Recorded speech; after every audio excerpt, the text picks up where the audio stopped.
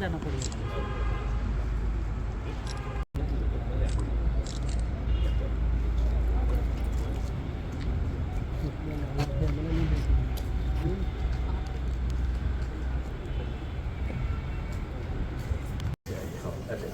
ये हमारे प्रबंधक एक मीटिंग है, हम जाएंगे, मेरे को बताइए।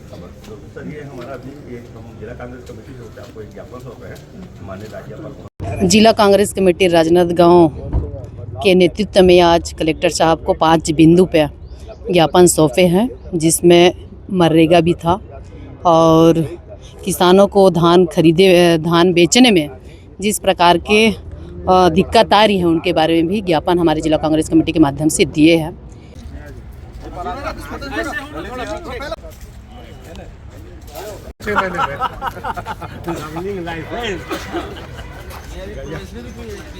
गजब का शब्द दिया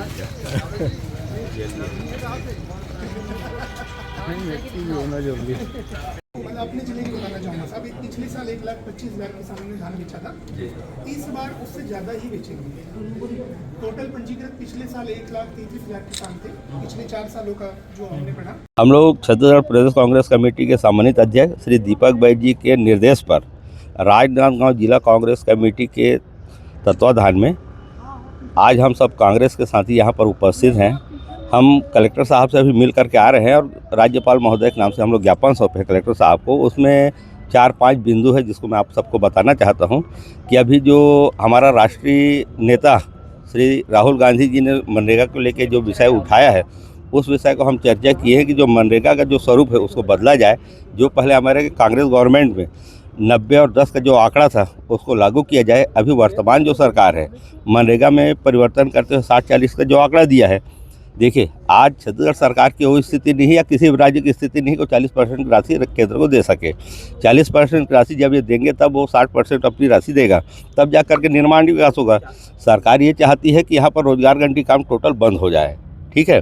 दूसरा विषय ये था कि अभी पूरे छत्तीसगढ़ सहित राजनांदगांव जिले में किसानों के साथ जो अभद्रपूर्ण कार्रवाई हो रही है और इस धान खरीदी के नाम को लेकर के, इस काम को लेकर के किसान कहीं न कहीं अपने आप को अपमानित महसूस कर रहा है।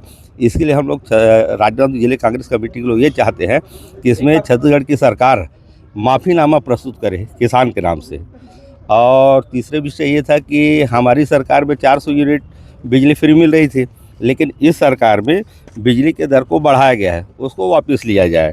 और एक विषय ये है कि धान खरीदी अभी क्या है, हमारे यहाँ राजनांदगांव जिले में अधिकांश किसान धान नहीं बेच पाए हैं, तो हम कांग्रेस पार्टी के लोग ये चाहते हैं कि जो समय सीमा है उसको बढ़ाया जाए ताकि जो शेष वंचित किसान हैं वो धान की बिक्री कर सके। तो कलेक्टर साहब का क्या कहना? कलेक्टर साहब ने आश्वासन दिया है कि आपका जो आवेदन है उसको मैं राज्यपाल महोदय तक पहुँचाऊँगा, ऐसा करके बोले हैं। शुभ नामों पर विपिन यादव, अध्यक्ष जिला कांग्रेस कमेटी ग्रामीण राजनांदगांव। समय है, आप उनकी सूची अगर दे दें, क्योंकि जितनी सूची हमारे पास आई, जो आपके जनप्रतिनिधि हैं, बीजेपी के जनप्रतिनिधि हैं, सभी पार्टी के, हमने उनको अकोमोडेट करने की कोशिश की। फिर भी हमारी जो मैक्सिमम हेल्प होगी हम आगे भी करेंगे। प्रशासनिक जो अधिकारी है हमारे किसानों के साथ जो दुर्व्यवहार कर रहे हैं, सुनिए सर, घर में जा रहे हैं, घर के वहाँ परेड है।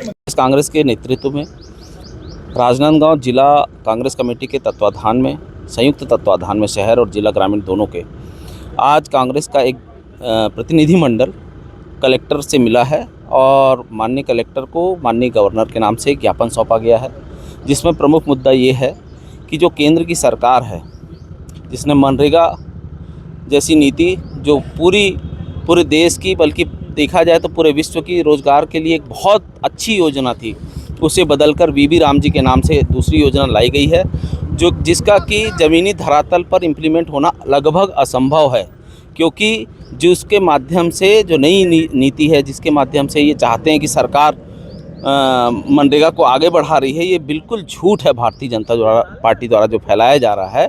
क्योंकि प्रदेश में जीएसटी के बाद जो स्थिति बनी है, लगभग सभी प्रदेशों में राज्य सरकार की वो स्थिति नहीं है कि वो 40% का भुगतान कर सके।